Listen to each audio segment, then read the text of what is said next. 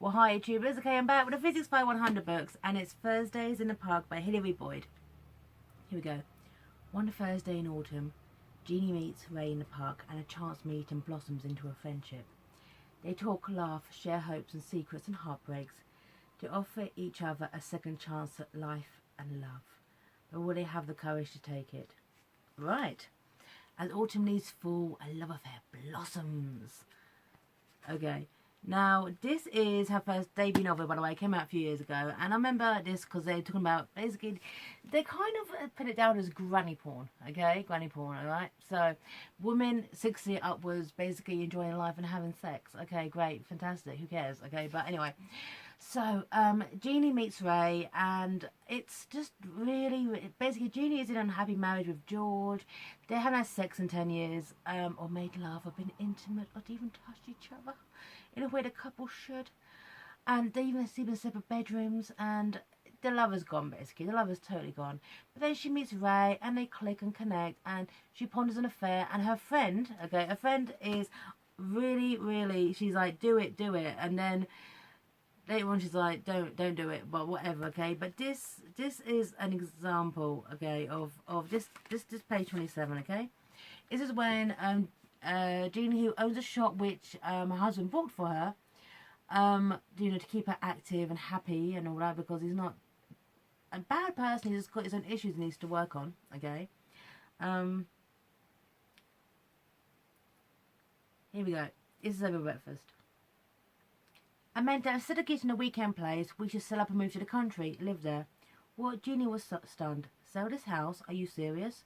George blinked and swirled his wine around his glass before taking a long sip. I know it's quite a step, but this house has been in your family for generations. What difference does that make? He sounded generally surprised.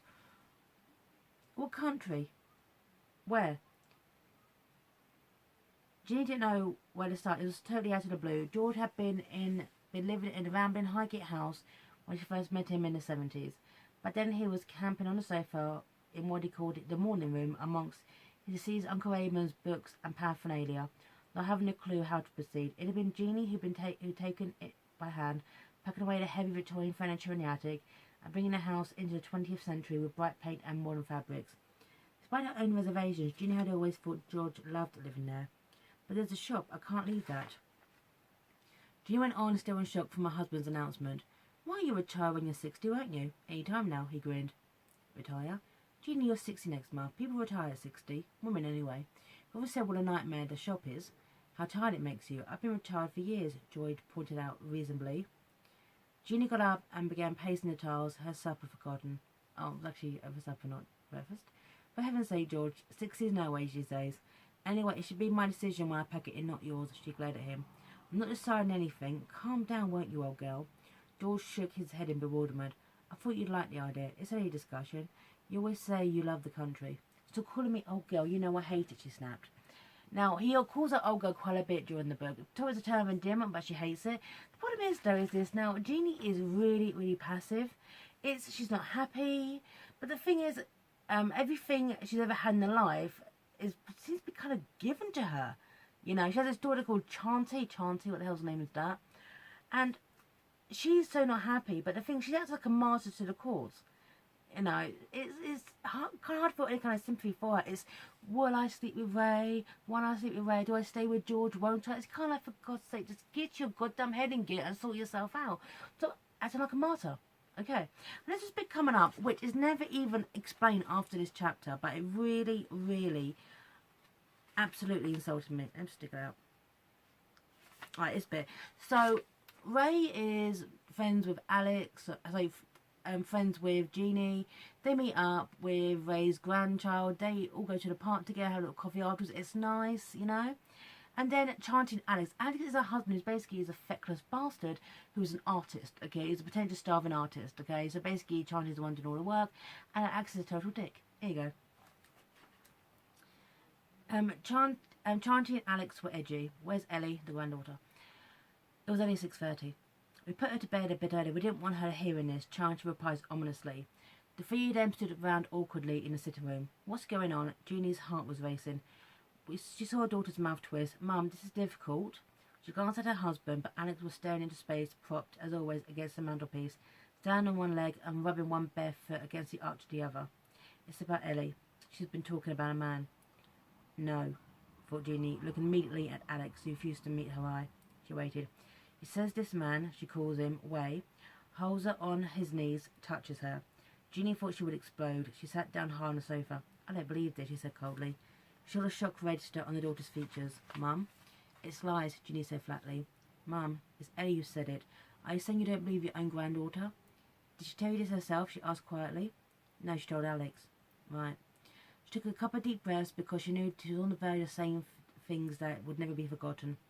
Obviously, we were worried sick. Alex said that you met this man Ray, you and this man Ray have been meeting in the park.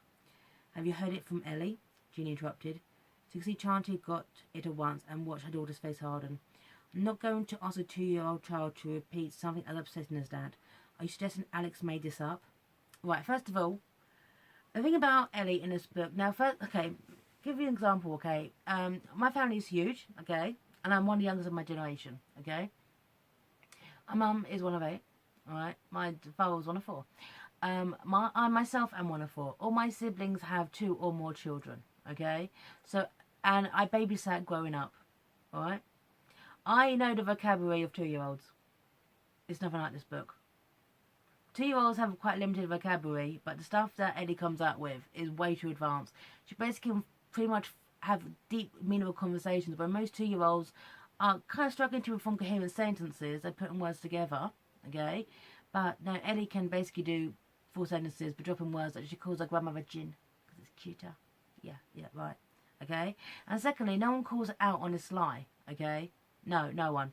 Which absolutely infuriated me, because basically that's a false allegation of assault against a child, okay? Because Alex is a dick, and no one else can see this, but it's obvious, and that infuriated me, okay? Absolutely infuriated me. It actually disgusted me. But anyway, yeah. I mean, I'll give this book its dues, okay? It actually is well written, and it's very good for a debut novel, okay? But put it this way, okay? It's all this build-up of will Alex sleep, will Jeannie sleep with Ray? Will this go on? It takes almost page 300, okay, to actually do it. And I'm going to describe the sex. Okay, see, the build up to this, all this build up. Do I, don't I? Do I cheat on my husband or not? Okay.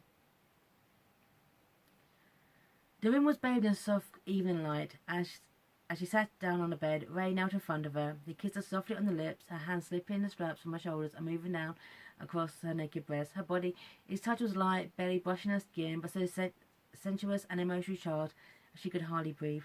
You sure you want this, Jeannie? He asked, looking intently into her face, his eyes alight with desire. She nodded, trembling, and then his mouth was on hers, urgent and full of a long, repressed passion which was only equalled by her own.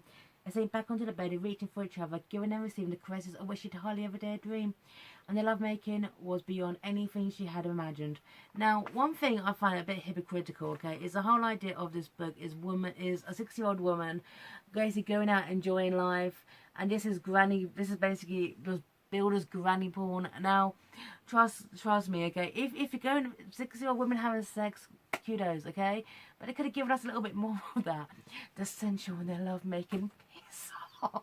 I'm not saying to go my way, okay, to be explicit, but at the end of the day, it's when it comes to sex and fiction, it's kind of it's not even a taboo anymore, okay? No, let's just eventually on the Kindle.